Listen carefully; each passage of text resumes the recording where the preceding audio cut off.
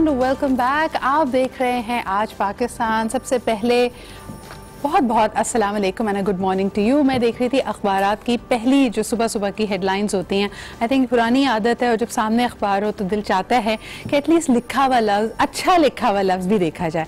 सबसे पहले आपको बताते चलें कि मौसम सर्दियों की जो ये सौगात है वो हम सबके सामने है कि कराची वाले भी एक्सपीरियंस करने वाले हैं one of the coldest winters in a long time. लेकिन इसको ये कहना गलत होगा। कल ही मैंने इसके हवाले से रिपोर्ट देखी है कि तकरीबन कोई 80-90 बरस पहले कराची में टेम्परेचर 0 तक गया था, और मनफी में नहीं गया था लेकिन 0 तक गया था। अभी भी जो लोएस्ट की उम्मीद की जा रही है वो 3 डिग्री सेल्सियस है, which is perhaps not the lowest in 100 years, लेकिन फिर भी हमारे लिए बहुत सर्द है।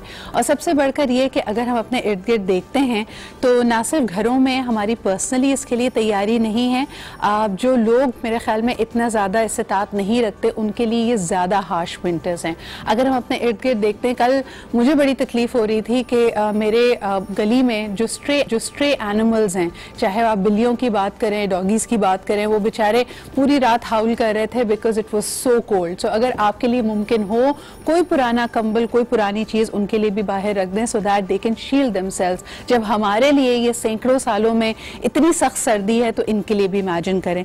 फिर दूसरी तरफ आपको बताते चलें क्योंकि हमारे घरों की, कल भी हम ये बात कर रहे थे, जो तर्ज आराइश है, तर्ज तामीर है, वो इसके लिए तैयार नहीं है कि उसके ऊपर फीट की फड़ी जाए। यानी हम इंचेस की बात नहीं कर रहे, 3-4 इंचेस की, 3.5-4 फीट बर्फ कई इलाकों में पड़ रही है। इसकी वजह से जो अभी हमारे पास ताज़ा तरीन इतलात हैं उसके मुताबिक तकरीबन 93 लोग जा बहक हो गए हैं।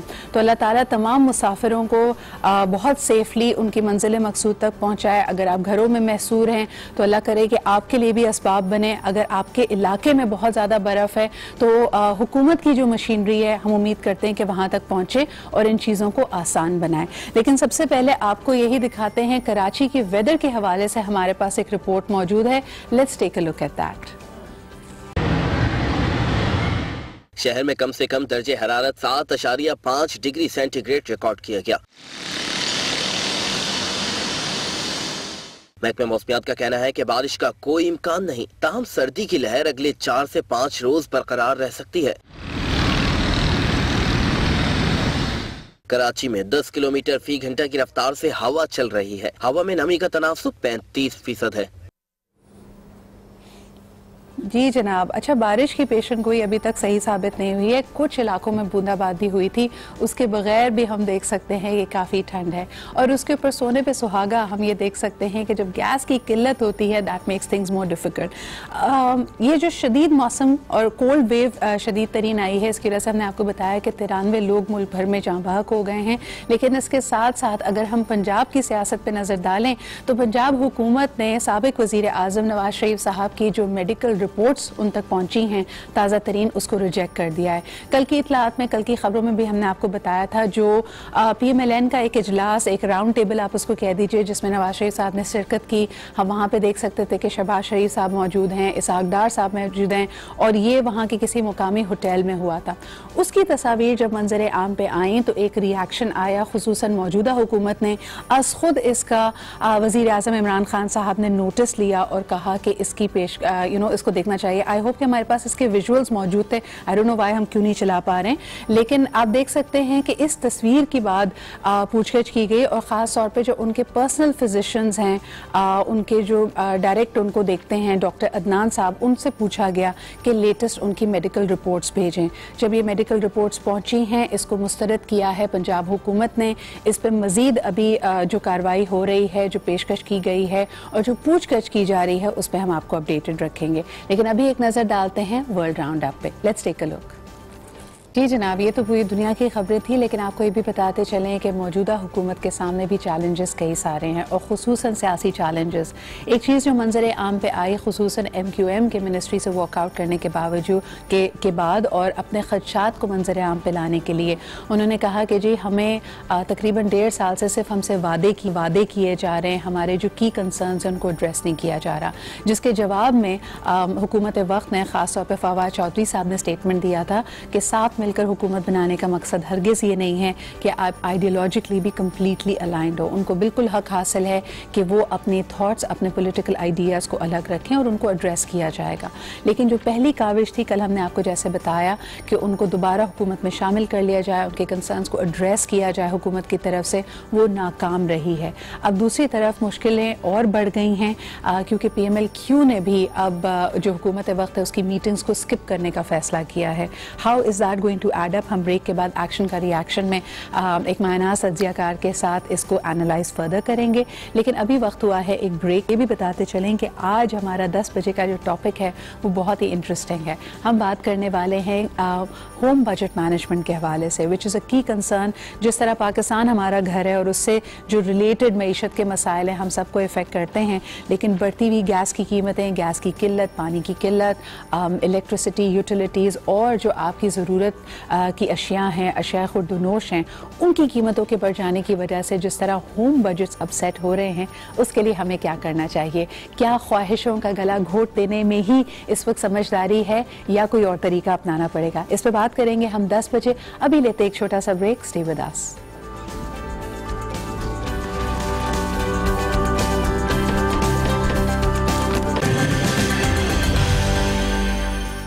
जी जनाब, जब हम कहते हैं कि हसीन नज़ारे हमारी टेलीविज़न स्क्रीन्स पे हैं, जहाँ पे ये दिलकश वादियाँ, ये दिलकश पहाड़, खूबसूरत सफ़ेद बर्फ़ की चादर ओढ़े बैठे हैं, लेकिन इसके साथ साथ मुवासलाती निज़ाम, कनेक्टिविटी काफ़ी हद तक अफेक्ट हुआ है। हम आपको बताते चलें कि आज़ाद कश्मीर में बर्फ़बारी के बाद लैंडस्लाइडिंग के बहुत सारे वाक़यात सामने आए हैं। आज वज़ीर आज़म इमरान खान साहब इसका दौरा करेंगे और इसका हवाई एरियल व्यू लेंगे कि कहाँ कहाँ क्या चीज़ों की रिक्वायरमेंट है, और इसके साथ साथ हुकूमती मशीनरी को भी एक्टिवेट किया गया। अब जरा हम बढ़ते हैं आज की टॉप स्टोरीज की तरफ, एक नज़र डालते हैं व्हाट इज़ आज इन फोकस। जी जनाब, हम कह रहे थे आपसे कि ये सियासी पस मंज़र है और जहाँ सर्दी का मौसम हम डिस्कस कर रहे हैं, ऐसा लग रहा है कि इत्तेहादियों के भी रूठने का मौसम आ गया है। ये कितनी बड़ी मुश्किल क्रिएट कर सकता है मौजूदा हुकूमत के लिए, और ख़ास तौर पे क्योंकि ख़ित्ते की सूरत हाल काफ़ी गंभीर है। एक तरफ हम देख सकते हैं कि इंडिया की तरफ से काफ़ी पाकिस्तान मुखालिफ बयानात सामने आ रहे हैं, दूसरी तरफ ईरान और अमरीका की कशीदगी भी अपनी जगह है। क्या ऐसी सूरत हाल में इत्तेहादियों का हुकूमत वक्त से नाराज़ हो जाना इमरान खान साहब की हुकूमत के लिए मज़ीद मुश्किलात पैदा कर सकता है? इसी हवाले से बात करने के लिए हमारे साथ मौजूद हैं हसन खावर। अस्सलाम वालेकुम हसन।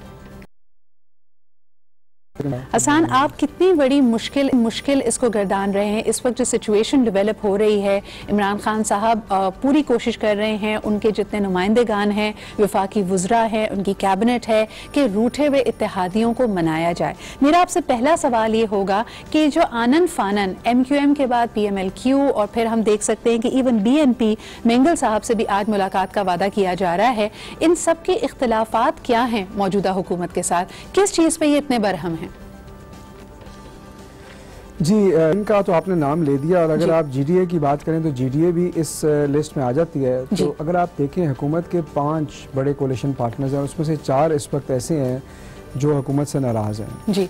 अब इस नाराज़गी की इस तरह कई वजूहात हो सकती हैं। एक तो वो वजह है जो वो कह रहे हैं, और वो कह रहे हैं कि हम हुकूमत की परफॉर्मेंस से खुश नहीं हैं।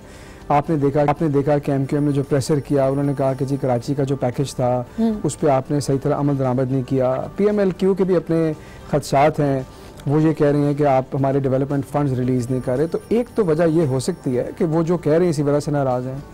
दूसरी वजह ये हो सकती है कि किसी एक ने बात शुरू की और दूसरों को ये लगा कि ये अच्छा मौका है इनसे नेगोशिएट करने का। सही। अगर आपको याद हो तो 2 हफ्ता पहले मुनीर सलाही साहब PMLQ के प्राइम मिनिस्टर से मिलने भी आए थे। जी। तो ये भी हो सकता है कि ये कोलिशन पार्टनर्स गेयर अप कर रहे हों कि हमें मजीद सीटें मिल जाएं या हम इसमें अपना ज़्यादा बेहतर पोजीशन बना लें। सर, लेकिन इस दावे में आपको, sorry to interrupt you there, इस दावे में आपको किस हद तक एक वजन दिखाई देता है? उनका ये कहना कि 1.5 साल से उनसे सिर्फ वादे किए गए, यकायक आप कह सकते हैं कि नेगोशिएट करके maybe they are going to be able to get more influence, लेकिन इस दावे में कितना वजन है?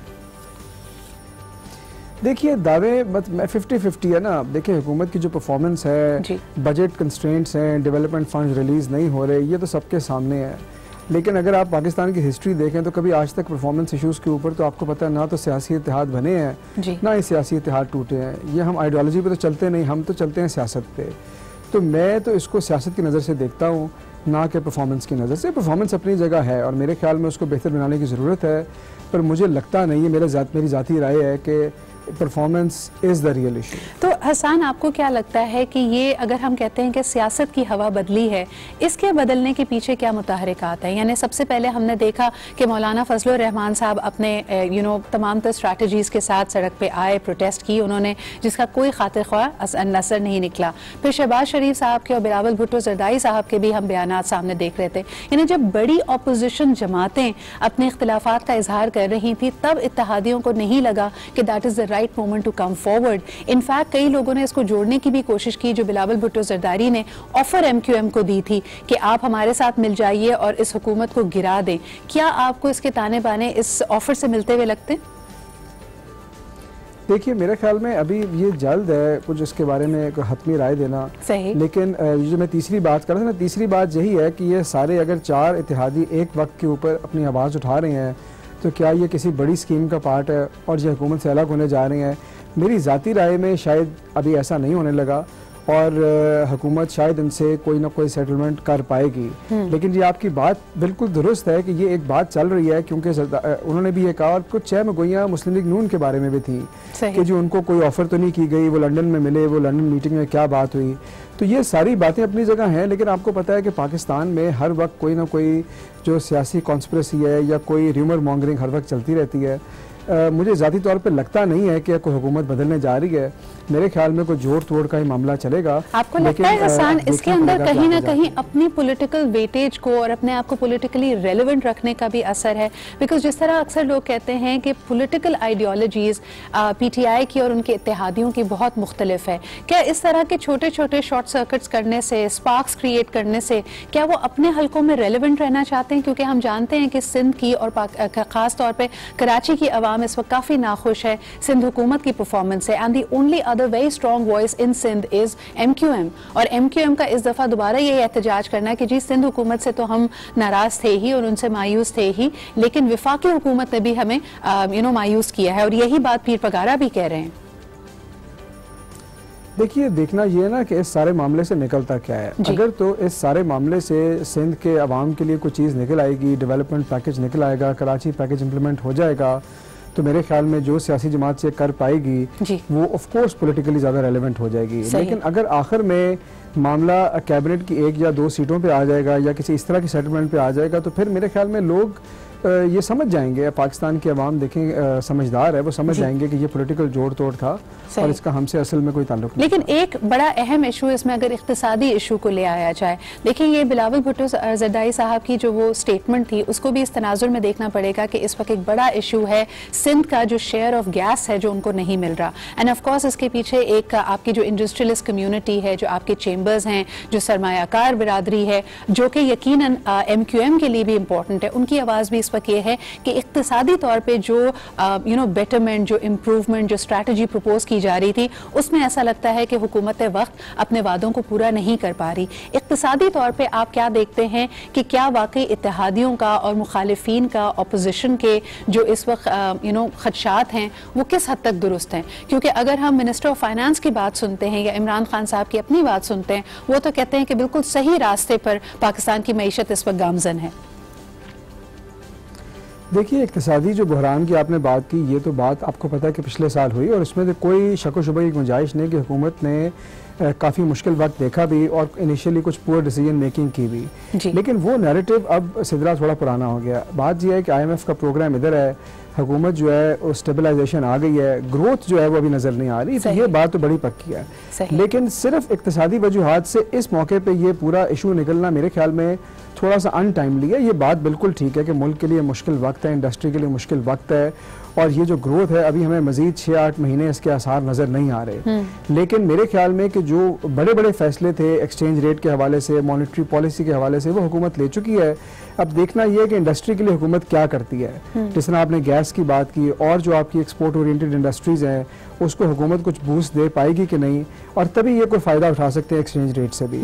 लेकिन मैं सिर्फ ये कह रहा हूँ कि ये वक्त ऐसा नहीं था इक्तिसादी तौर पे कि सिर्फ वही एक वजह बनी इस पूरे सियासी बहरान की। अच्छा, इसमें जो एक्सटर्नल फोर्सेस हैं और जो नेचुरल कैलामिटीज़ हैं वो कैसी सिचुएशन क्रिएट कर रही हैं? यानी एक तरफ ये सियासी बहरान है, दूसरी तरफ हम देख रहे हैं कि शदीद तरीन सर्दी की लहर इस वक्त मुल्क में देखी जा रही है, जिसके जो प्रॉब्लम्स हैं, चैलेंजेस हैं, हम नॉर्दर्न एरियाज़ में देख रहे हैं। आज उसका खुद वज़ीर आज़म जायज़ा भी लेंगे और लैंड स्लाइडिंग भी हो रही है। दूसरी तरफ दोनों बॉर्डर्स पे ईरान अमरीका की कशीदगी, भारत की तरफ से पाकिस्तान मुखालिफ बयानात आना, क्या ये तमाम चीज़ों को देखते हुए इत्तेहादियों को इस वक्त एक होने की ज़रूरत नहीं है? देखिए, जहाँ तक तो नेचुरल कैलामिटीज़ की बात है तो मेरे ख्याल में उसमें तो तमाम सियासी जमातों का नज़रिया तकरीबन एक होता है और उसके अंदर देखना ये होता है कि हुकूमत कैसे रिस्पॉन्ड करती है। सही। और प्रैक्टिकली उस वक्त कोई अगर कानून पास ना करना हो तो हुकूमत को इत्तेहादियों की इतनी ज़रूरत नहीं भी होती है, तो एडमिनिस्ट्रेटिव उनको एक एक्शन लेना पड़ता है। सही। तो उसको तो मैं थोड़ा सा इससे अलग रखूँगा। ठीक है। जहाँ तक बात है सियासी, ये जो बाहर आपकी जो खारजा पॉलिसी के हवाले से, वो देखिए हमें पता ही है इस मुल्क में कोई ये जिस तरह आपने ईरान की बात की, अमेरिका की बात की, ये वो मामलात हैं जिस पे हुकूमत वक्त ने कुछ किरदार तो प्ले किया है। शाह महमूद कुरैशी साहब ने भी हिलजुल किया है, लेकिन आपको पता है कि खारजा पॉलिसी इन मुल्कों के हवाले से सियासी हुकूमत का किरदार कुछ कम ही होता है। सही। तो ये अच्छी बात है कि अगर हम एक फ्रंट बना के रखें, लेकिन मेरे ख्याल में कोई बहुत बड़ा बाहर एक्सटर्नली फर्क नहीं पड़ेगा, क्योंकि उनके लिए जो स्टेबिलिटी का वो फौज की तरफ देखते हैं इन मुल्कों के खारजा पॉलिसी के हवाले से। My last question to you इस वक्त, बल्कि मुझे कहा जा रहा है एक ब्रेक की तरफ बढ़ते हैं। Hasan, thank you very much for being here with us. एक ब्रेक की तरफ बढ़ते हैं, वापस आएंगे मिलो पाकिस्तान से के साथ। और यही है कि ये सियासी बहरान, ये जो इस वक्त एक कशीदगी है सियासी तौर पर, उसको हुकूमत वक्त खुश उसलूबी से हल कर पाएगी, इन चैलेंजेस को स्ट्रीमलाइन कर देगी। लेते हैं एक छोटा सा break, will be right back.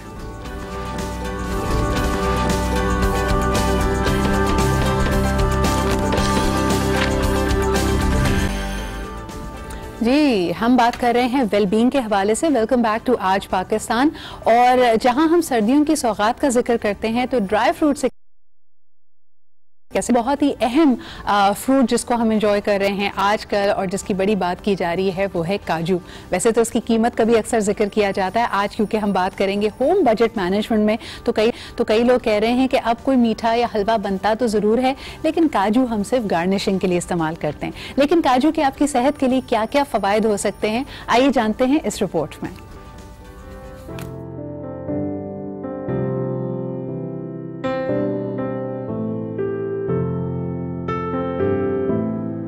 सर्दियों की आमद के साथ ही घरों में खुश्क मेवाजात का इस्तेमाल बढ़ जाता है। सर्दियों में मौसमी असरात से बचाव के लिए ये बहुत मुफीद हैं। खुश्क मेवाजात में एक खुश जायका मेवा काजू भी है। जिन ममालिक में काजू काश्त किया जाता है उनमें वियतनाम, भारत, नाइजीरिया और ब्राजील शामिल हैं। इसके दरख्त की बुलंदी 10 से है। इसके शाखों से 4 अंगिश टोपी जैसी निकलती है। फिर इसमें फल लगता है जिसकी पेंदी चौड़ी जबकि सर पतला और बेनोक होता है। खाने में बादाम से मुशाबिहत रखता है, यही काजू कहलाता है। काजू में सेहत बख्श ना जमने वाली चिकनाई, मैग्नीशियम और तांबा होता है जो हमें दिल की बीमारियों से बचाता है और हड्डियां मजबूत करता है। काजू में ऐसे अज्जा पाए जाते हैं जो खून में मौजूद इंसुलिन को उज़लात की कलियों में जज्ब करने की भरपूर सलाहियत रखते हैं।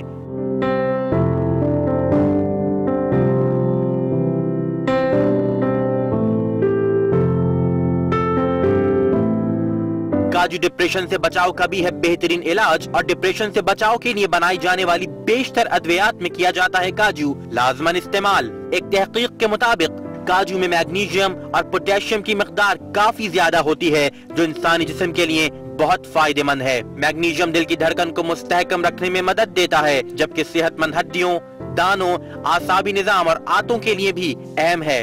काजू की बर्फी बरसगीर की पसंदीदा मिठाई है जो मुख्तलिफ मौक़ों पर घरों और दुकानों में तैयार की जाती है।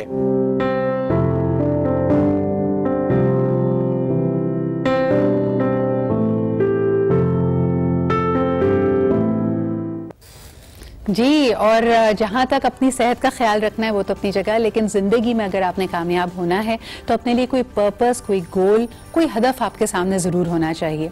आज मिलो पाकिस्तान से में हम आपको मिलवा रहे हैं एक यंग चैंपियन से जिन्होंने अपना हदफ बनाया स्क्वॉश को और British open junior squash championship में पहला इनाम लेकर इन्होंने मुल्क और कौम का नाम रोशन किया है। सबसे पहले इनके हवाले से आपको दिखाते हैं एक report. And a very good morning to you. सबसे पहले बताइए कि आपका इतना ज़बरदस्त पुरवकार इस्तकबाल हुआ और इतना सारा नकद इनाम की भी यहाँ पे आपके लिए अनाउंसमेंट्स हो चुकी हैं। आप खुद कैसे सेलिब्रेट कर रहे हैं अपनी इस जीत को?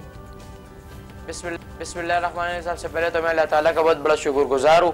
उसके बाद मैं अपने वालिदैन का, अपने तमाम कोचेस का, जिन सब की वजह से मैं इस मकाम पे पहुँचा हूँ। और जब मैं घर पहुँचा तो घर वाले भी बहुत ज़्यादा खुश थे, मुझे भी बहुत ज़्यादा खुशी महसूस हो रही थी, क्योंकि मैंने इंग्लैंड के शहर में इंग्लैंड के प्लेयर को मैंने शिकस्त दी। और बस जब घर आया तो घर में सब खुश थे, मेरे मामू, मेरे नानी भी आए हुए थे, वो भी बहुत ज़्यादा खुश थे। और बस ये सब पाकिस्तान की दुआएं हैं। और अपनों की खुशी देखकर इंसान खुद खुश होता है। और यकीनन जैसे आपने कहा कि होम ग्राउंड पे होम प्लेयर को शिकस्त देना एक बहुत बड़ी बात होती है। लेकिन मेरा आपसे सवाल होगा कि how and why did you select squash? उसके लिए कोई इंस्पिरेशन फैमिली में थी, किसी और प्लेयर से बहुत इम्प्रेस हुए थे? इतने सारे स्पोर्ट्स हैं, गेम्स हैं, why did you select squash? क्योंकि मेरे मामू शायद जमान खान जो वर्ल्ड नंबर 14 रह चुके हैं, वो भी स्क्वाश खेलते थे। और मुझे स्क्वाश का बहुत ज़्यादा शौक था। और मैं पापा को बार बार बोलता था कि मुझे स्क्वाश खिलाओ। मेरे पापा भी स्क्वाश खेल चुके हैं। और मेरे पूरा खानदान स्क्वाश खेलता था। तो इसका मतलब है घर ही में आपके पास इंस्पिरेशन मौजूद थी। थोड़ा हमें घर वालों के बारे में और बताइएगा हमजा, कि आपके पेरेंट्स, खास तौर पे आपके वालिद अगर आप पे फोकस कर पाए, आपके इस शौक के ऊपर फोकस कर पाए, कितने बहन भाई हैं और क्या वो भी स्क्वाश खेलते हैं? घर में तो मेरे एक भाई है और 2 बहनें, और घर में मैं एक दीवार है, उसके साथ मैं अकेले लगा होता हूँ। अच्छा, मुझे ये बताइए हमजा कि जैसे कहा कि होम ग्राउंड पे होम प्लेयर को शिकस्त देना ये एक बहुत बड़ी काविश होती है, बहुत बड़ी अचीवमेंट होती है। जब इस मैच के लिए आप जा रहे थे उस वक्त खुद प्रेशर फील कर रहे थे कि ये तो उसका होम ग्राउंड है, होम प्लेयर है, मैं इसको कैसे शिकस्त दूंगा? उस वक्त फीलिंग्स क्या थी? प्रेशर तो मुझे बिल्कुल नहीं था। और मुझे पता था कि इंशाल्लाह इस प्लेयर को मैं निकाल सकता हूँ। और मुझे पता था, अपने आप पे यकीन था कि टूर्नामेंट में पाकिस्तान के लिए मैं जीत सकता हूँ। तो मुझे प्रेशर भी नहीं था। और बस मैंने इजी मैं जीत गया 3-0, तो मुझे बहुत खुशी महसूस हुई। अच्छा हमजा, मुझे ये बताएं कि पहले जमाने में जो मुहावरे हुआ करते थे, sorry to cut you off over there, उसमें कहा था कि पढ़ोगे लिखोगे तो बनोगे नवाब, खेलोगे कूदोगे तो होगे खराब। आपने तो उसको गलत साबित कर दिखाया, माशाल्लाह से मुल्क और कौम का नाम रोशन भी किया, आपकी फैमिली भी बहुत खुश है। लेकिन पढ़ाई के बारे में क्या कहोगे? साथ साथ पढ़ाई भी कर रहे हो, कौन सी क्लास में हो, और प्रोफेशनली किन स्टडीज को परस्यू करना चाहोगे आगे? क्या कहते हैं, बाहर आता हूँ, बाहर जाता हूँ, बाहर मुल्क में, तो 1 महीने की मैं छुट्टी लेता हूँ स्कूल से। तो क्या कहते हैं, वो लोग मुझे एक महीने की छुट्टी दे देते। मैं 9th क्लास में हूँ। और बस जब स्कूल वाले भी मुझे बहुत सपोर्ट करते हैं, मुझे पूरा स्कूल सपोर्ट करते हैं। देखिए, जो हमारे होनहार एथलीट्स हैं उनके लिए तो खुसूसी रियायत होनी चाहिए। खुश रहिए, आबाद रहिए। Thank you so much Hamza for joining us this morning. एक दफ़ा फिर मेरी और पूरी आज पाकिस्तान की टीम की तरफ से आपको बहुत बहुत congratulations on this beautiful wonderful achievement. इसी के साथ जी हम बढ़ते हैं एक ब्रेक की तरफ, लेकिन आप मेरे इंस्टाग्राम पे और फेसबुक पे ऑलरेडी देख चुके हैं कि हमारा बिग डिस्कशन टॉपिक 10 बजे क्या होगा। हम बात करने लगे हैं होम बजट मैनेजमेंट पे। मैजिक फॉर्मूला क्या हो सकता है कि आज के इस महंगाई के दौर में भी आप सेविंग कर पाएं, समझदारी से काम लें, इस पे हम बात करेंगे। लेकिन अभी लेते एक छोटा सा ब्रेक। अपने कमेंट्स, क्वेश्चंस मुझे फोन करके भी बताइए, फेसबुक पे या फिर इंस्टाग्राम पे भी भेज सकते हैं, and we are going to include them in the live show. Stay with अस।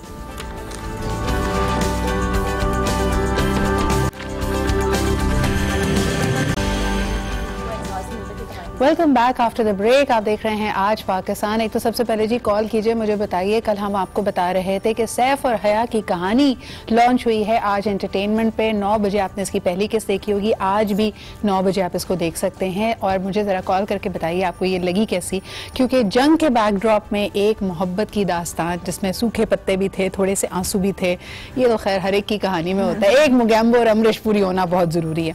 आगे बढ़ते जी, आज सबसे बड़ा अमरीश पुरी हमने कहा महीने का मिड पॉइंट आ गया है। वैसे तो महीने के आखिर में लोग कहते थे कि बजट से रिलेटेड मसाइल होते हैं, अब बस पहला हफ्ता सैलरी के साथ अच्छा गुजरता है, उसके बाद फिर हम सोचने लगते हैं कि अगले 21 दिन कैसे गुजारेंगे। बहुत सारी ऑफर्स भी हैं, आपको पहले बताते चले कि फूड पैंडा की तरफ से अगर अभी आप रजिस्टर करते हैं you can get up to 50% off. इसके लिए 50% ऑफ का कोड है और पहले आपके ऑर्डर पे अप टू 250 रुपीज़ तक आपको डिस्काउंट मिल सकता है। तो एक तो उन्होंने आपके लिए थोड़ी सी अच्छाई कर दी है, लेकिन दूसरी तरफ आप अपना होम बजट कैसे मैनेज करें, क्योंकि खाने पीने के अलावा भी बड़े खर्चे हैं जी, कपड़े भी खरीदने हैं, इलाज मुआवजा भी है, अगर बच्चे हैं तो उन्होंने स्कूल भी जाना है। आज की समझदारी क्या है, यानी घर में इन्वेस्ट करें, पैसे कहीं बचाएं, गोल्ड माशाल्लाह से जी 90,000 रुपये तोला हो गया है, तो गोल्ड में इन्वेस्ट करें, करना क्या चाहिए हमें, that is the key question. इस पर आप भी हमें कॉल करके बताइए, और खुसूसन आपके सबसे ज़्यादा खर्चे कौन से बड़े हैं। पहले लोग कहते थे कि जी गर्मी का मौसम आता है तो बिजली के नर्ख बढ़ जाते हैं, यूटिलिटीज़ में सबसे ज़्यादा एक्सपेंसिव वो हो जाती है। इस वक्त यही सूरत हाल हम गैस के साथ देख रहे हैं कि जो मीटर है ना वो बस अंदाजे से बता रहा है कि आपने कितने यूनिट इस्तेमाल कर लिए हैं, और बहुत ज़्यादा पैसे, बिकॉज गैस तो आ नहीं रही, खाना भी नहीं पक रहा, सुबह भी गीज़र का पानी भी ठंडा होता है। तो इन सारे मसाइल में होम बजट कैसे मैनेज करें, दैट्स द की क्वेश्चन। आपने जो मुझे कमेंट्स और क्वेश्चंस इंस्टाग्राम पे या फेसबुक पे भेजे हैं उनको भी हम इस्तेमाल करेंगे, लेकिन आज दो ज़बरदस्त एक्सपर्ट्स हमारे पास मौजूद हैं जो कि फायद शारी होम बजट के ऊपर आपको मैजिक ट्रिक्स देने वाले हैं। यानी आपको आसान छोटी छोटी चीज़ें, हम अक्सर ये खर्चे करते हुए सोचते भी नहीं है, बट इफ़ यू, जैसे कहते हैं ना कतरा कतरा समंदर बनता है, तो they will tell you where to store these कतरे। तो आज हम बात कर रहे हैं, हमारे साथ मौजूद हैं उफेरा अनीस, होम एक्सपर्ट हैं, मोटिवेशनल स्पीकर हैं, आप इनसे अक्सर मिलते रहते हैं, end of course another very good friend of mine हमारे साथ मौजूद है सलमा जफर। सबसे पहले जी अस्सलाम वालेकुम सलमा, एंड बहुत बहुत मुबारक हो माशाल्लाह आपकी बेटी की शादी की। आप पहले तो बताएं जिन घर में शादियां हैं उनके लिए वो बजटिंग कैसे करें, क्योंकि अभी अभी सीजन गुजरा है। अच्छा, ये बात बिल्कुल सही है, और मैंने हमेशा लोगों को देखा था, मुझे समझ नहीं आती थी, इतने पैनिक हुए होते हैं, लेकिन आपने मेरी हालत देखी लास्ट मोमेंट पे। छोटी सी चीज दूंगी इसी बजट के रेफरेंस से ही, जिन घरों में शादियां हैं, बेटियां हैं, ब्यानी हैं, बहू लेकर आनी है, प्लीज दिखावे की तरफ मत जाए। मैं तो आपके साथ शेयर करती रही, मैंने बस एक चीज सोच ली थी कि मैंने मतलब लड़के वालों से भी कहा और अपने घर में भी कहा, मैं कहा प्लीज ज्यादा सोचने की जरूरत नहीं, इवेंट के कपड़े पूरे होने चाहिए और खाना होना चाहिए, आपका वेन्यू होना चाहिए, ये दिन निकालो, बाकी सारी चीजें तो आती जाती रहती है। सबसे बड़ा खर्चा क्या था शादी में, खाना, वेन्यू या फिर बच्ची की तैयारी? खाना और वेन्यू। खाना और वेन्यू सबसे मेजर। मेरे घर में जो शादी अभी चंद दिन पहले गुजरी है, उसके अंदर खाना और मेन्यू, बिकॉज अब मैंने नोटिस ये किया है कि सबसे ज्यादा एक्सपेंसिव कपड़ा जोड़ा होता है वो उस दिन का, और जेवर के बारे में तो आप तसव्वुर ही मत करें, उस बारे में तो सोचना ही नहीं ना, उसके बाद उसको तो डिलीट मार दें ना। लेकिन ये है कि क्या करें, मैंने हर तरह के मीडिया पर्सन होने के हवाले से इतने डिजाइनर्स फ्रेंड्स हैं, मैं सबके पास लेके गई, लेकिन ये है कि वो एक लफ्ज मुझे मिला कि मामा नॉट वर्थ इट, आप खुद बना लें। और अल्हम्दुलिल्लाह उस वक्त मुझे ये एहसास हुआ कि ऐसा कोई तूफान नहीं मचा। लेकिन सलमा जी आपकी बात को अगर मैं आगे बढ़ाऊं, क्योंकि मेरे फ्रेंड्स हैं जो फैशन वीक्स भी ऑर्गेनाइज करते हैं, स्टाइल अवार्ड्स भी ऑर्गेनाइज करते हैं, वो लोग अक्सर बड़ी बजट शॉपिंग जो कि देखने में बड़ी खूबसूरत चीज़ें होती है फेरा, उसके लिए जाते हैं। बनारस कॉलोनी का अक्सर नाम आता था। कल परसों मैं किसी सिस्टर्स के ऐसे ग्रुप में मैं देख रही थी, किसी ने कहा कि जी इज इट वर्थ इट, और नीचे जितने कॉमेंट्स थे फेरा सब ने कहा इट्स नॉट वर्थ इट, ज्यादा टाइम लगा के वहां जाना पड़ेगा और प्राइसेस सेम हैं। तो अब वो जो एक तस्वुर था कि फलानी मार्केट से थोड़े मुनासिब दाम मिल जाएंगे, ये खत्म हो गया। एक्चुअली सिद्रा जो ये वाला कॉन्सेप्ट है ना, क्योंकि मैं खुद वाइज शॉपिंग कर रही होती हूँ बहुत ज्यादा, I always prefer those markets जहाँ पे मतलब मैं आई नेवर गो टू जी मॉल होना चाहिए, जी एसी में शॉपिंग, आई जस्ट प्रेफर कि मेरे पैसे प्रॉपर खर्च होने चाहिए, सेविंग अच्छी होनी चाहिए और सही अमाउंट में सही चीज आनी चाहिए। तो बनारस कॉलोनी और इस तरह की जितनी भी मार्केट्स हैं ना, उसके बारे में ये कहूंगी कि ये इन शॉपकीपर्स को basically they have been wise, इनको पता चली है कि औरतें अब काफी ज्यादा समझदार अक्लमंद होती जा रही है, तो वो उनको फेस रीडिंग बहुत अच्छी आती है, वो आपकी गाड़ी भी देख लेते हैं, आपका पहनावा भी देख लेते हैं। और कुछ औरतों के साथ साइकी इशू होता है कि वो शो पता नहीं क्यों करना चाह रही होती है कि उनके पास बहुत कुछ है, तो आपने शॉपिंग बेसिकली वाइज करनी होती है, आप तरीके से जाएं, आप खूब इतना सज धज के क्यों जा रहे हैं कि आप बहुत सजने धजने पे तो प्रॉब्लम नहीं कि आप करके जाए, लेकिन अगर आप वहाँ जाके इम्प्रेशन ये देते हैं कि जो बहुत अच्छी सी चीज दिखाओ, या मैंने तो देने वाली बात करो, मैंने 12 जोड़े लेने हैं, तो वो अगला और कहता है कि अच्छा जी आपको डिस्काउंट नहीं देता, आपको। और सिद्रा एक और बात होती है कि हम कहते हैं एक्चुअली हमें यहाँ पर अगर 16,000 रुपए का एक सूट मिल रहा है, सही, मैं जामावार की बात करी या बनारसी की बात करी, और वही जाके मुझे वहां मिलता है अरे 8,000 रुपए का। हाँ। पहला सेंटेंस होता है 8,000, और हमारी आंखों में एक अजीब सी चमक होती है। वो जो 8,000 रुपए का उसने बताया तो उसमें 2,000 और कम किए जा सकते हैं, वो भी बारगेन है, लेकिन हम वहीं पे अटक जाते हैं, हम खुद दिमाग खराब करते हैं लोगों का। जैसे आपने ये बात की बनारस की, मैंने कपड़ा उठाया मार्केट से, आप उठाते हैं चावला से उठाए, तारिक रोड से उठाए, मर्दाना, सॉरी मैं ये सारी बातें कह रही हूँ, मर्दाना कपड़ा 1400 से 2,000 रुपए तक का बेहतरीन कपड़ा है। मैंने सेम क्वालिटी कपड़ा इकबाल मार्केट जामिया बोल्टन वाली साइड पे वहां से उठाया 500 रुपए का। अब मतलब अब आप ये देखो कि जहां मेरा एक जोड़ा बन रहा है, वहां मेरे 3 से 4 बन सकते हैं। लेकिन देखिए उसमें वही आपकी वाली बात, लैक ऑफ इन्फॉर्मेशन। अक्सर ऐसे लोग होंगे जो इतनी ना रिसर्च कर सकते हैं, फिर कन्वीनियंस देखते हैं। अगर जैसे शादी की आप तैयारी करने वाले बुजुर्ग हैं, उनके लिए आना जाना एक्सेस करना मुश्किल है। मुझ जैसे बिगड़े शहजादे लोग हैं तो वो कहते हैं जी मॉल ही चले जाते हैं, महंगा हो लेकिन मतलब यहाँ पे टाइम, अगर आप कहीं पैसे ज्यादा दे रहे होते हैं तो आपकी बहुत सारी चीजें सेविंग में जा रही होती है, आपका टाइम बच रहा होता है, एनर्जी बच रही होती है, क्योंकि इफ यू आर वर्किंग तो आपके पास सैटरडे मैक्सिमम अगर मिल गया तो, वरना सिर्फ संडे होता है। अच्छा फिर एक बड़ा इंपॉर्टेंट सवाल मेरे पास इंस्टाग्राम पे भी आया है कि मैं देख रही थी जो लोग बाहर रहते हैं, मुल्क से बाहर, वो बल्क बाइंग पे बड़ा बिलीव करते हैं। They have places like Costco, जहाँ पे जाके ना, क्योंकि घर में इस्तेमाल होने तो फैमिली पैक्स ले लेते हैं, शैम्पू की बहुत बड़ी बोतल। हमारे यहाँ जितने सो कॉल बल्क बाइंग या होलसेल रेट वाली दुकान है, मुझे तो कोई फर्क ही नहीं लगता, वो वही यूनिट बेच रहे होते हैं और मार्केट नहीं होता है। बिल्कुल, आप जो अच्छी सुपर मार्केट्स है वहाँ पे चली जाए तो लाइक अगर बिल्कुल प्राइस रेंज में काफी डिफरेंस आता है। लाइक सपोज अगर मैं बच्चों के लिए जूसेस भी ले रही हूँ, मैं लूज में अगर ले रही हूँ, इंस्टेड ऑफ दैट के मैं पूरे पैकेट्स उठा लूँ, तो आराम से मुझे एक जूस के पैकेट पे 200 से 225 रुपए का डिफरेंस पड़ता है। ये एक तो ग्रोसरी का एक आइटम हो गया ना। अब मसला यहाँ पर ये होता है कि क्या मेरे पास इतने पैसे हैं कि मैं बल्क बाइंग कर सकूं, जो मेरा मंथली बजट है वो मैं, मतलब ये तो वो हो गया ना कि मेरे पास बहुत सारे पैसे हों तो मैं बल्क बाइंग कर सकती हूँ। मेरा सजेस्ट करती हैं लोगों को कि सौदा 15 दिन का लें, 10 दिन का लें, महीने का लें, 2 महीने का लें। ऑलवेज सजेस्ट कि अगर आप अफोर्ड कर सकते हैं तो एटलीस्ट मंथ का लेना चाहिए, वरना 2 मंथ्स, लाइक 1.5 महीने का, डेढ़िया जिसको कहते हैं, या 2 मंथ्स का आप एक साथ लें तो आपको काफी ज्यादा कन्वीनियंट पड़ता है, काफी उसमें बजट में आपके मतलब बहुत ज्यादा बचत हो जाती है। स्पेशली जितना भी dry item of the kitchen होता है, जो वॉशरूम प्रोडक्ट्स होते हैं, जितने भी इसमें शैम्पूज आ गए हैं, जिसमें सोप्स आ गए या वो डिटर्जेंट्स वगैरह, ये सब आप स्टॉक में लेते हैं ना तो बड़े तरीके से खर्च होता है। और दूसरा ऑलवेज मैं जो टिप यूज करी थी, क्योंकि मेरे घर पे बच्चे मौजूद हैं, शैम्पू की जहाँ पे आपने बात की, तो जो हम बड़ी बॉटल्स ले रहे होते हैं या किसी भी चीज की, वो सॉस हो गया, शैम्पू हो गया, उसमें ना उन लोगों ने जो होल्स रखे होते हैं जिससे निकलता है, वो होल्स भी बड़े होते हैं। जब जिस घर में बच्चे मौजूद हैं वहाँ ऐसे बहती है चीज, तो वो या फिर दूसरा अगर आपके पास मेड या हेल्प बहुत सारी एग्जैक्टली वो बाथरूम धोने जा रही होती है ना, एक जमाना आया था जब हमें बहुत लगने लगा था, हमने कहा नहीं बजट करेंगे, तो आप खुद उसको डिटर्जेंट दे रहे होते थे, खुद हाथ पे दे रहे थे, बेटा इतना इस्तेमाल करो, वो भी थोड़े से रिलक्टेंट हो रही होती है, इरिटेट हो रही होती है, आपको भी रोजाना के बेसिस पे अच्छा नहीं लग रहा होता, तो you just keep the keepers ना, कि सर्फ का एक अलग से बॉक्स होना चाहिए, या शैम्पू की एक अलग से बॉटल जिसमें आप कंटेनर बना लें, इसमें आप डाल दें, बाकी आप सेफली रखें। लेमन वैक्स की बार आई थी, हाँ, काट के देते, तो मैं क्या करती, मैं उसको लाते साथ ही ना यूं करके 3 हिस्सों में तोड़ देती। मैं कहा ये हर 10 दिन की, उसके बाद अगर जरूरत पड़ती है तो अपनी जेब से ले आना। बिल्कुल, ये मेरा था, मैं हमेशा लाके। लेकिन पता है कई उनके एड्स भी काफी मिसलीडिंग होते हैं। वो जो एक कतरा है उसमें मैं तो नहीं धो सकती 10 प्लेटें, मुझसे भी नहीं हो सकती। अच्छा मुझे बताएं, एक कॉलर हमारे साथ मौजूद है सलमा जी, लेकिन वेरी क्विकली, अद्वियात यानी जो लाइफ सेविंग ड्रग्स हैं, आए दिन यानी आज 15 दिन की जिनके यहाँ रेगुलरली बुजुर्ग हैं, बच्चे हैं, अगर अद्वियात जाती हैं, 1 हफ्ते की दवाई लेंगे 3000 रुपए की आएगी, अगले हफ्ते उसी 10 दिन की 15 दिन की दवा लेंगे, वो 3000 से जंप करके 6000 हो जाती है।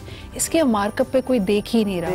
व्हाट डू वी डू, यानी कहाँ से आपको मुस्तनद जेन्युइन दवा मिले जो एक्सपायर्ड भी ना हो, जो नकली भी ना हो और सही हो? ये बड़ा मुश्किल है, बहुत मुश्किल है। इसके लिए जिन लोगों के घरों में पेशेंट जैसे पहले अभी अब्बू होते थे और उनकी दवाइयाँ आती होती थी, तो हम टाइम पे जा रहे हैं या जहाँ भी जा रहे हैं, वो लोग थे इतने पुराने हो चुके हैं, मैं तो कह रही है ऐसे जैसे सब्जी वाले होते हैं और पुराने नहीं होते जैसे हम पंसार की दुकान वाले ऐसे वाले। अरे हाजी साहब क्या कर रहे हैं, ज्यादा ले लें, अगले महीने ये बढ़ रही है तो वो वाला हिसाब है, ये आने वाली नहीं है या ये मार्केट में बंद हो जाएगी मेडिसिन, ये तक तो खबरें आती थी घर। अच्छा, ये हमने बात मजीद करनी है दो चीजों पे, इसके बाद ब्रेक के बाद बात करेंगे। एक तो नंबर 1 सेविंग्स किस में करें, प्लॉट खरीदें, सोना खरीदें, कैश लें, फॉरेक्स में चेंज करें, उसमें क्या होना चाहिए। और सेकेंडली सबसे बड़ी बात कि जब हम बात कर रहे हैं यही जो हमारा होम मैनेजमेंट सिस्टम है, इसके डिसीजंस कौन ले, खातून खाना ले या हस्बैंड की समझदारी इसमें होनी चाहिए। कॉलर से बात करते हैं जी। हेलो, अस्सलाम वालेकुम। वालेकुम अस्सलाम, जरीन बात कर रही हूँ सिदरा कराची से। क्या हाल चाल है जरीन आपके? अल्हम्दुलिल्लाह, बहुत अच्छा टॉपिक है, थैंक यू। और ये जो आप लोग ने शादी से शुरू किया ना, मैं आपको बताऊं, मैंने अपने बेटे के वलीमे पे इतना भारी मैंने अपने देवर की शादी पे जोड़ा बनाया था, it was as it is. तो मैंने पहना तो सबने कहा बहुत अच्छा किया। अगर हम खुद बड़े होके इन चीजों पे कट डाउन करें तो हमारे बच्चे क्यों नहीं फॉलो। बिल्कुल जरीन जी, एक सवाल आपसे करना चाहूंगी। घर की जो पहली शादी होती है, मैं पर्सनल एक्सपीरियंस से बता रही हूँ, माशाल्लाह मेरी दोनों बहनों की शादियों में पहली शादी में ना हम पैसे बड़े बर्बाद करते हैं, हमें पता भी कुछ नहीं होता और हम फजूल खर्ची भी बड़ी शदीद करते हैं। क्या आप इस बात से इत्तेफाक करती हैं? आप यकीन मानो, मैं जो आपको बता रही हूँ वो मेरे बेटे की शादी थी, पहला ही मतलब जैसे अच्छा, पहला बच्चा ही था जी। लेकिन मैंने ये चीज देखी थी कि वो कुछ चीजें ऐसी होती हैं जो एज इट इज रहती है, तो हम उन्हें क्यों ना यूज करें। सही। अब तो देखिए रेंट पे जोड़े भी मिलने लगे, दूल्हा के दुल्हन के, बच्चे भी इतने समझदार हो गए, कहते हैं इनको जमा करना, लाखों रुपए लगाना, और फिर बाद में तो वो साइज चेंज हो जाता है, फैशन चेंज हो जाता है, तो हम उसको अवेल नहीं करते। मैं आपको एक छोटी सी टिप दूं, ये हमारे ज्वेलर ने हमें दी थी जब हम माशाल्लाह अपनी बहनों का ब्राइडल ज्वेलरी बना रहे थे। उन्होंने कहा कि देखें अगर आपने सोने का सेट लेना भी है तो जो नेकलेस है, जो इयररिंग्स हैं वो इस्तेमाल में आती हैं। झूमर बच्चे ने एक ही दफा लगाना है तो मैचिंग झूमर बनवा लीजिए, गोल्ड प्लेटेड करा लें, उसको गोल्ड में बनाने का कोई फायदा नहीं है। तो इस तरह की छोटी छोटी टिप्स आपको बहुत हेल्प करती है। और है जैसे thank you Zareen ji, thank you for calling. बहुत ज्यादा वजनी ज्वेलरी नहीं पहनते पहले अपने जमाने की बात करें, अब तो ये ऐसा दौर ही खत्म हो गया।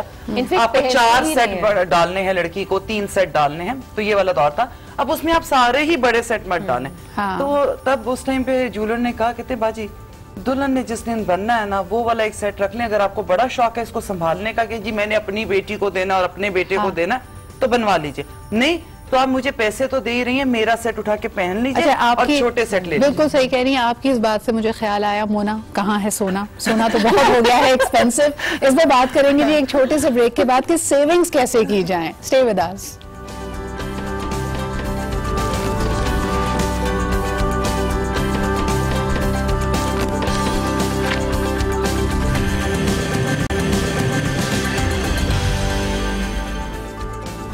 Welcome back. आप देख रहे हैं आज पाकिस्तान। मैं पढ़ रही हूँ आपके मैसेजेस जो आपने मुझे फेसबुक पे और इंस्टाग्राम पे भेजे हैं, लेकिन सबसे पहले एक कॉलर हमारे साथ हैं, आइए उनसे बात कर लेते हैं। हेलो, अस्सलाम वालेकुम। वालेकुम सलाम मैडम जी। कौन साहिबा, कहाँ से बात कर रही हैं? आदिल से बात कर रहा हूँ। सॉरी आदिल जी, मैंने गलत समझा आपको। जी बताइए क्या कहना चाहेंगे हमारे टॉपिक के बारे में? मैं आपके टॉपिक के बारे में मैडम ये कहना चाहूंगा कि आप बिल्कुल ठीक कह रही हैं। आप बिल्कुल ठीक कह रही हैं। जो है वो तकरीबन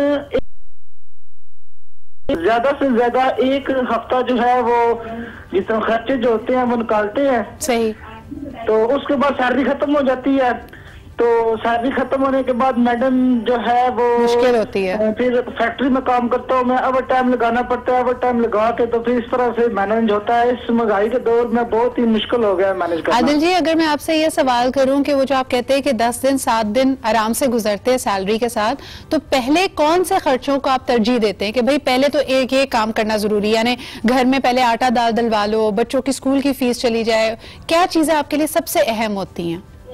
सबसे पहले मैडम ये होती है कि बच्चों की स्कूल की फीसें होती हैं। ठीक है। मतलब सबसे पहले ये तरजीह होती है कि जो बच्चों की स्कूल की फीसें होती हैं ये मैनेज करना। उसके बाद दूसरे नंबर पे होता है कि घर में राशन वगैरह का इंतजाम हो जाए। सही। तो घर में जब राशन वगैरह का इंतजाम हो जाए तो ये दोनों तरजीह पहले होती हैं, पहले फीस। बहुत बहुत शुक्रिया। आई थिंक 90% अवाम का यही हाल है कि यही दो चीज़ों को पहले आप प्रायोरिटी करते हैं, उसके बाद आपकी यूटिलिटीज आती हैं। और फिर जो हम अक्सर होम सेफ्टी पे लोगों को कह रहे होते हैं कि जी छोटे छोटे आपके प्लग टूट गया, बल्ब टूट गया, जो हम कहते हैं यार ये कितना नुकसानदेह हो सकता है, कितनी इससे आपको प्रॉब्लम हो सकती है, खतरा हो सकता है, लेकिन वाकई जब आप खर्चों के पॉइंट ऑफ व्यू से देखें तो आपकी तरजीहात में नहीं होता। तरजीहात में नहीं होता। इसके लिए सिद्रा मैं जो मेन गाइड करूंगी, जो कि मैं खुद भी कर रही होती हूँ, when I get the salary, जो एक हमारा मंथ का फिक्स्ड अमाउंट है, तो उसमें प्रायोरिटीज डिसाइड है सबसे मेन। क्योंकि अगर आप प्रायोरिटीज फिक्स करके पैसे खर्च ना करें ना, तो कभी कभी ऐसा भी हो जाता है कि आपने मिसमैनेज करके पैसे खर्च किए, तो मेन इलेक्ट्रिसिटी के बिल के लिए पैसे नहीं बचे या किसी और चीज के लिए पैसे नहीं बचे, तो what you would have to do, आपके प्रॉपर लिखे हुए हो, प्लान हुआ हो, और मैं हर चीज का अमाउंट स्टेपल करके रख देती हूँ। अब वो जिस वक्त भी जाना हो वो चीज फिक्स्ड है, I can not use that. वो लिफाफा लिफाफे बन गया, ये स्टेपल करके हो गए, वो मैं हूँ, ये मेरे हस्बैंड है, तो जिस वक्त जिसको मौका मिलता है उसको कर दे। वैसे तो अब ऑनलाइन स्टार्ट हो गया, तो थोड़ा सा पहले की मैं बात बता रही हूँ, तो ज्यादा कन्वीनियंट हो जाता है। उसके बाद जो बिलिंग्स हो गई, उसके बाद मेन जो अनदर है वो ग्रॉसरी है। ग्रॉसरी भी फिक्स्ड है कि उसके बाद अगर पैसे सही है, बच रहा है या कुछ इस तरह, क्योंकि महंगाई इस तरीके से होती जा रही है कि सब चीजें बहुत फिक्स। एजुकेशन हो गई है, एजुकेशन पे कोई कॉम्प्रोमाइज नहीं है, हेल्थ पे कोई कॉम्प्रोमाइज नहीं है, ये चीजें मेन प्रायोरिटी पर है कि खाना पीना और एजुकेशन, इसमें तो आप नहीं बचत कर सकते। बाहर के मुमालिक में लोग कहते हैं कि किसी भी गिवन टाइम पे अगर आपको नौकरी करते हुए साल 2 साल का गुजर गया है, तो कम से कम अपनी 3 से 6 माह की सैलरी आपके पास सेविंग में होनी चाहिए, जो आपके इमरजेंसी किट है। सलमा जी, आप अगर हम लोगों के लिए आसान बनाने के लिए तनख्वाह अगर 10,000 रुपए है, तो परसेंटेज कैसे डिवाइड करें, क्या सेव करें? परसेंटेज बताती हूँ, लेकिन ये कि ये जो 6 महीने वाली बात है, 2 महीने की भी मिल जाए नहीं मिल जाए तो उसको कहीं फिक्स डिपॉजिट कर दो। नहीं, लेकिन ये कि वैसे बड़ा एक आसान सा फॉर्मूला बता रही हूँ। ठीक है। मैंने जब संभाला तो मुझे समझ नहीं आती थी, लेकिन ये कि वो हम देखते हैं ना, बड़ों को देखते हैं तो सीख जाते हैं। जब मुझे पैसे मिलते थे तो मैं फर्स्ट को मिले हैं, तो मैं 30th के लिए ना 29 और 30th के लिए जो मैंने पेज देनी है, उसके लिए मैं बैठ जाती थी। मेरा एक इतना सा बॉक्स था, मेरे मियाँ बड़ा हंसते थे, मैं हर एक के पैसों का ना यूं रबर चढ़ाती जाती थी और यूं करके फेंक जाती, उस पर एक चिट लगाती जाती थी। इससे फायदा क्या हुआ? इससे फायदा ये हुआ कि मेरा आने वाला महीना जो है वो मैंने सिक्योर कर लिया हुआ है, और सबसे बड़ी बात यह है कि उसके अंदर मैं खुद अपनी बजटिंग कर सकती हूँ। जैसे लेट्स सपोज कि मैंने इस दफा राशन के अंदर मैंने 10,000 रुपए या 5,000 रुपए या 3,000 रुपए अपनी अपनी अमाउंट के हिसाब से मैंने फिक्स किया था, तो मैं चीजें ऊपर नीचे करूंगी। दालें ज्यादा बनेगी, सब्जी आलू ज्यादा बनने शुरू हो जाएंगे। आप लोग वो चीजें क्या करते हैं? जैसे अगर मंथ की ग्रोसरी का आपने खर्चा रखा 10,000, अब चाहे कुछ हो जाए, हो सकता है आपने 2 चटनियां 2 अचार ज्यादा लिए, लेकिन फिर आप किसी और चीज में कमी कर लेंगी, बट रहेंगी उसी अमाउंट के अंदर। बात सिर्फ एक इतनी सी कहूंगी, जैसे अभी आपने कहा कि स्विच टूट गया है, तो वो प्रायोरिटी नहीं रहती। यहाँ औरत का काम शुरू होता है। आप माने ना माने, घरदारी के लिए एक और उफेरा घर संभाल रही है, ठीक है, क्या कहा जाता है, ये होम मेकर है। आप चाहे बाहर जॉब करते हैं, आप जॉब करते हो, लेकिन आपको घर की हर चीज का पता होता है। वहां सलीका शौरी है। अब आपने कहीं जाना है, जोड़ा पहनना है, मैं पहले भी शो पे गई थी, अब इस टाइम पे मैं जिस जोड़े में बैठी हूँ, आप इसे जाके 10,000 रुपए का भी ले सकते हैं। आप ये इसी का कॉटन सिल्क को सब आप सबको पता है 180 रुपए गज है भाई। सही।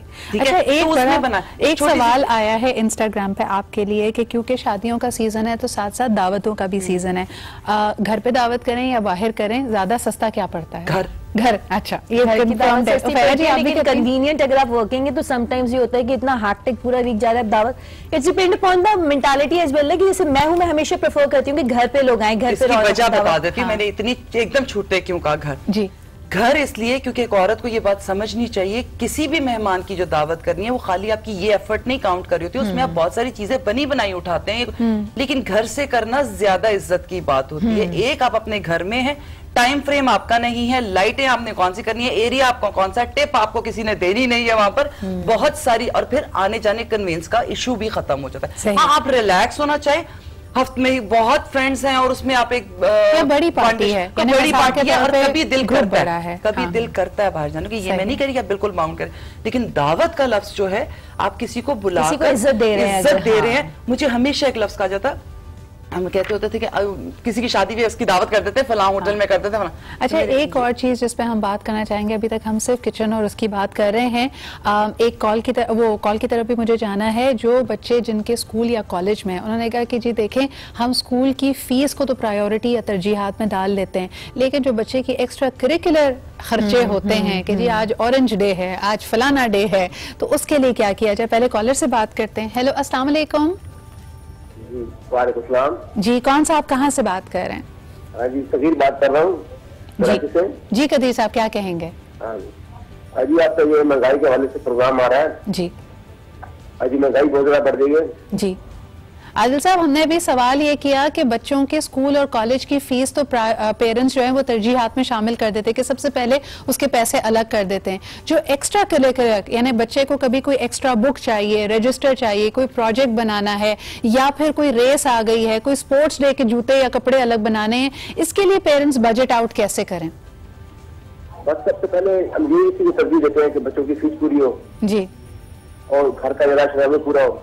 ठीक है, बहुत बहुत शुक्रिया आपके कॉल करने का। उफेरा जी, इसके लिए अलग किटी बनाई जाए या ये पेरेंट्स पे बेजा बोझ? नहीं, ये you would have to plan it ना। आपके पास एक थोड़ा बहुत अमाउंट सेविंग में होना चाहिए, वो खुदा ना खास्ता मेडिकल के लिए भी यूज हो सकता है अगर तो कोई सिवियर वो इन क्योंकि ये चीज तो अंडरस्टूड है कि अगर आपका बच्चा स्कूल में जा रहा है तो एक्स्ट्रा करिकुलर एक्टिविटीज और सेलिब्रेशन और पार्टीज ये सब होती रहेंगी। प्लस ये कि आज का जो माहौल है, हंसी इसलिए आ रही है क्योंकि आप ना बच्चा आके क्या मैं टैबलो में मम्मा एप्पल बनाऊं इस वाले एप्पल का बजट भी एप्पल में होना चाहिए। मैं अभी मैं यही चीज डिस्कस कर रही हूँ। तो मेरे बेटे का टैबलो हुआ, उसमें पियर बना था, नाशपाती था, देखिए जरा, लेकिन उसका costume they charge for that 1200 rupees, और वो वन टाइम वेयर के बाद यूजलेस है। तो स्कूल्स की भी थोड़ी सी कॉपरेशन होनी चाहिए कि वो चीजें रेंटल बेसिस पे दे या आप उसके रेंट चार्ज कर ले। हाँ, क्योंकि उन्होंने हर साल टैबलो करना है, हर दफा एक बच्चे ने नाशपाती बनना है, बचा के रख लो। मैंने उनको फिर जाके वो ड्रेस डोनेट किया कि आप अब नेक्स्ट अपने टैबलोज में ऐसे यूज कर लीजिएगा। लेकिन सिद्रा, मुझे एक बात बताओ, एक छोटी सी बात है, हम आज जिस दौर में बैठे हैं, आपको पता है जो हालात चल रहे हैं महंगाई के, हम किस तरह चल, हमारे में से कितने पेरेंट्स जाके लड़ते हैं इस बात पे, यार अगर हमने अब नाशपाती बनाना है या सेब बनाना है, कॉस्ट्यूम बनाना है, तो हम भी तो बनाते थे ना कागज से, हम भी तो कार्डबोर्ड से बनाते थे। अरे आप ये छोड़िए, जो बर्थडे पार्टीज होती है बच्चों की, उसमें थीम रख देते हैं। अब बच्चे के जितने मेहमान बच्चे हैं उनके लिए भी लाजमी है कि वो सुपरमैन बनकर आ जाए। नहीं, ये चीजें हम खुद अपने पे ओवरबर्डन करते हैं। दूसरी चीज ये कि जहां हम एजुकेशन को बार बार कह रहे हैं, जब हमने बच्चे पढ़ा रहे होते हैं, हम में से कितने पेरेंट्स हैं कि जिन्होंने ओल्ड बुक शॉप्स जो हैं उनके साथ कांटेक्ट करके रखा हुआ है, या स्कूल के अंदर मुझे तो लगता है मैं पूरा साल यही करती रहती थी, बेटा सीनियर से दोस्ती कर लो, सीनियर उसकी बुक्स लेनी है। अच्छा, और उसमें नोट्स भी बने हुए होते हैं। दूसरी बात डोनेट भी होते हैं उसमें। आप क्या करते हैं, अपना यूनिफॉर्म पुराना दे दे, मैंने जर्सीज भी देखी हैं। अच्छा, what we really need is a book bank, यानी जब आप नई क्लास का कोर्स लेने जाएं तो there should be a resale value to your old course. यानी अगर आपके छोटे बहन भाई नहीं है और वो इस्तेमाल नहीं होना, मेरा सबसे बड़ा MBA की बुक्स मैंने लिटरली अपने ही यूनिवर्सिटी की लाइब्रेरी को डोनेट कर दी कि आप लोग रख लीजिए। एक छोटा सा ब्रेक लेते हैं, विल बी राइट बैक। बहुत ही इंटरेस्टिंग टॉपिक है, आप भी कॉल करके बताइए कि होम बजट मैनेजमेंट आप लोग कैसे करते हैं। स्टे विद अस।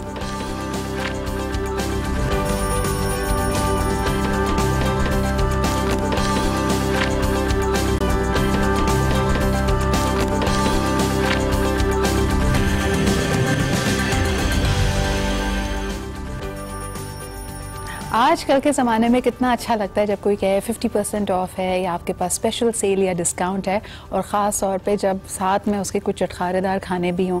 यानी घर में आप सोच रहे हैं कि दाल बनी हुई है और अगर बाहर से मंगवाएंगे तो एक्सपेंसिव ना हो। इस तरह की तमाम प्रॉब्लम्स को हल करने के लिए फूड पैंडा की ज़बरदस्त ऑफर चल रही है। 50% तक आपको कई डील्स पे ऑफ मिल सकता है। तरीका बहुत सिंपल है, रजिस्टर कीजिए, कोड डालिए and you can avail this discount. लेकिन अगर ये डिस्काउंट हर चीज़ में क्योंकि हमारे पास नहीं होता, तो बाकी चीज़ों में हमें लाइफ में क्या करना चाहिए। फेरा जी, जाने से पहले हम जो बात कर रहे थे कि बच्चों के भी एक्स्ट्रा खर्चे हैं, सारी चीज़ें हैं। पहले ज़माने में लोग कहते थे ना, समझदार खातून की निशानी ये है या कपल की निशानी ये है कि विद टाइम वो अपना घर बना दें। क्या अपना घर बनाना आज लोगों की दस्तरस में है, और इतनी बड़ी इन्वेस्टमेंट करने के बाद फिर बाकी खर्चे कैसे पूरे करें? सिद्रा, देखिए, अपना घर बनाने का जो मैं एक वाइज टिप दे रही हूँ, क्योंकि अल्हम्दुलिल्लाह आई हैव डन दैट, तो वो वाली चीज़ उसमें ये होता है कि आप बेसिकली जो मेन स्टार्टिंग का लोन और वो सब वाली सारी चीजें होती है ना, उसको मैनेज कर लें। उसके बाद whatever you giving, rent दे रहे हो आप या इंस्टॉलमेंट पे कर रहे हो, वो प्लॉट हो या घर हो, जो वो इक्वल होता है। अगर आप किसी चीज की इंस्टॉलमेंट पे कर रहे हैं तो अराउंड 35-50 जो भी है, जिस तरह से भी है, वो अगर आप रेंट पे कर रहे हो, वो चीज आप इंस्टेड ऑफ इंस्टॉलमेंट की तरफ चले जाएं तो आपको एक सुकून तो होगा कि ये चीज आपकी अपनी हो रही है। पॉइंट क्या हो गया, शुरू में जो एक फिक्स्ड अमाउंट देना होता है, जो कि एडवांस कह लें, या जो भी एक डिपॉजिट करवाना होता है, वो आपने मैनेज करना होता है, वो कमेटी के थ्रू, सेविंग के थ्रू, व्हाटएवर, वो करना जरूरी है। क्योंकि आज के जमाने में अपना घर होना बहुत जरूरी है सिद्रा, क्योंकि यही इतना बड़ा आपका पैसे अमाउंट आपके जो भी सारी चीजों से निकल जाए। टाइमलाइन रखें सलमा जी, यानी ये प्लानिंग इंसान अगर अपनी 20s में शुरू करे तो अपने आप को 10, 12 साल, 15 साल का मार्जिन दे, या झटपट करने की कोशिश करे कि भाई सारी जरूरतों में से पहले सेव करो और झटपट कोई लोन लेके या कुछ करके घर बना लो। है, जब आप यंग होते हैं तो आप में एनर्जी ज्यादा होती है। सही, हाँ। आप एक दूसरे का साथ दे सकते हैं, बैठ सकते हैं, आप वक्त को और डिफरेंट वे में एंजॉय कर सकते हैं। उस वक्त ये चीजें नहीं होती, तब पैसा, लैविश लाइफ, ये सारी चीजें मायने नहीं रख रही होती। तो उस टाइम, वो टाइम बेहतरीन है आपके सेविंग्स का। अक्लमंदी से अगर आप वाइजली अपने आप को देखें और देखें कि 4 साल, 5 साल बाद या 10 साल बाद हम कहाँ खड़े। इधर आपका पहला बच्चा होता है, उसके बाद आप फंसते चले जाते हैं, क्योंकि बच्चे की जरूरियात है और आपके दिल की, अगर आप थोड़ा सा अपना दिल सख्त करें इस मामले में, माँ बाप अपने बच्चों को बहुत प्यार करते हैं, जरूरी नहीं है 6-6, 8-8 जोड़े लेके देना। सब जो बड़े बातें कर रहे हैं ना, प्लीज उनको बुरा मत बनाएं, बड़े बहुत समझदारी की बात कर रहे होते हैं। और जो आपको आपकी नानियां, दादियां या आपकी सास और आपकी अम्मा जो भी टिप्स दे रही होती हैं, उनको आप करें। सादा सा तरीका है, जब आपके पास कोई भी इनकम आती है उसे डिवाइडेड बाय 3 कर लीजिए, और तीनों पोर्शंस के अंदर एक एक अपनी जो फिक्स्ड आपकी चीज है, जिसमें बिल्कुल हिलना नहीं, जिसमें आपकी यूटिलिटी है, खाना है, आपकी एजुकेशन है, और उसके साथ जो एक सबसे पहले हम खर्च निकालते हैं वो ये आपका मेडिकल है, ये आपने निकाल लिया। उसके बाद सारी चीजें फ्लक्चुएट कर रही होती हैं, अच्छा, उसमें आप मैनेज कर सकते हैं बहुत अच्छा। इन सारी चीजों में बरकत हो जाए, उसका एक टिप है और वो बहुत आसान है। मैं हमेशा हर औरत को कहती हूँ अपने बेटे को ये बात समझाए, आप खवातीन कमाती हैं तो उन्हें भी इस चीज के बारे में सोचना चाहिए। 5 हिस्से जरूर करें अपनी तनख्वाह के अंदर, और जरूरी नहीं है वो सारे हिस्से इक्वल हों। पहला अल्लाह के नाम पे निकालें, जिसे आप सदका खैरात ज़कात जो मर्जी समझे, बट अल्लाह के नाम पे निकालें। जिस चीज में आप अल्लाह को अपना हिस्सेदार, पार्टनर बना लेते हैं, वो चीज कभी डूबती नहीं है। दूसरी, अम्मा का, पेरेंट्स लाजमी है। तीसरी चीज, आपके घर में बहन है, बहन मान होती है, चाहे कुछ भी, आपकी बहन आपका मान है, आप अपनी बहन का मान है। भाइयों के लिए तो एक अलग ही चीज है, तो जरूर निकालें, चाहे थोड़ा सा निकालें। उसके बाद अपने घर का खर्च जो भी आपने देना होता है, अपने स्पाउस का, स्पाउस के साथ अपना भी एक पॉकेट मनी होती है। ये जब 5 हिस्से आप कर लेते हैं, वो जो घर का मेन खर्चा वो हमेशा हैवी होता है, क्योंकि उसने सारे बजट को कंट्रोल करना है। लेकिन ये छोटी छोटी अमाउंट जरूर निकालिए, क्योंकि इससे खुशी भी मिलती है, सुकून भी मिलता है, और आपकी इनकम में बरकत भी रहती है। और इसको आप अपनी मर्जी से लेके चल सकते हैं। जैसे आपने खुद कहा कि अगर पहला पोर्शन आप अल्लाह की राह में देने के लिए निकालें, तो अपने ही खानदान में आपको कई मुस्तहकीन मिल जाएंगे, या आपके घर जो हेल्प आती है कभी उसका कोई खर्चा आ जाए, क्योंकि देखिए उनका भी तो कोई सेफ्टी सिक्योरिटी नेट नहीं है, वो आप ही पे डिपेंड कर रहे हैं। और जहाँ आपके जैसे इलाज बीमारी आ सकती है, ये मैं आपको एक बात बताऊं, ये जो आपको मैंने अल्लाह के नाम पे निकाला, ये आप इस नियत से निकाल दीजिए, जो आप मेडिकल का निकालेंगे ना अपने घर में, ऑब्वियस हमने निकाल, उसकी आपको जरूरत नहीं पड़ेगी, वो आपकी सेविंग्स में जाना शुरू हो। और सेविंग्स कभी मत सोचिए 10,000 जमा करूं, जिसकी तनख्वाह ही 10,000 है, उसने सेविंग क्या करनी है। लेकिन अगर एक आप अमाउंट देखें, मैं अभी इस टाइम पे 10,000 अगर जमा कर लेती हूँ तो मैं बहुत बड़ी बात। अच्छा, आखिरी सवाल सलमा जी, वक्त क्योंकि कम है, मेरे पास एक क्वेश्चन इंस्टाग्राम पे आया है कि बच्चों की यहाँ की जो पढ़ाई होती है जैसे तैसे पूरी कर दी गई, उसमें बच्चे को स्कॉलरशिप भी मिली। जब बच्चे बैरून मुल्क जाना चाहते हैं, वो बड़ा हेफ्टी खर्चा होता है, और आजकल बड़े अच्छे अच्छे well to do families, professionals नहीं अफोर्ड कर पा रहे, क्योंकि फॉरेन एक्सचेंज आपके सामने डॉलर पाउंड बहुत महंगा हो गया। ऐसी सिचुएशन में क्या पेरेंट्स के लिए ये वाइज है कि वो अपनी सेविंग्स को तोड़ें, या अपनी कोई प्रॉपर्टी या घर को बेचकर बच्चे को बाहर भेजें? आप लोग क्विकली क्या एडवाइस करेंगे? ये टिप मैं ऐड करना चाह रही थी कि एक तो आजकल जो महंगाई और जो जमाना है ना, उसमें एक इंसान से घर नहीं चल सकता, सही है। आपने उस लेवल पे नहीं जाना चाह रही, बहुत सारे लोग औरतें अवॉइड कर रही होती है, परमिशन नहीं मिल रही होती कि बाहर निकल के काम करना, आप घर पे सोर्स ऑफ इनकम बन सकती हैं, बहुत सारी सोर्सेज हैं। ठीक है, आपका टिप है कि सोर्स ऑफ इनकम जरूर घर से बैठकर औरत काम करे। और मैं आपके साथ, टाइम बहुत शॉर्ट है, आपने ब्रेक में बात की थी क्रेडिट कार्ड की। क्रेडिट कार्ड बनाइए जरूर, इमरजेंसी के लिए आपके काम आता है। अगर आपको ये फैसिलिटी मिल रही है बहुत अच्छी बात है, लेकिन प्लीज इसे ब्लॉक करवा के रखें 24 आवर्स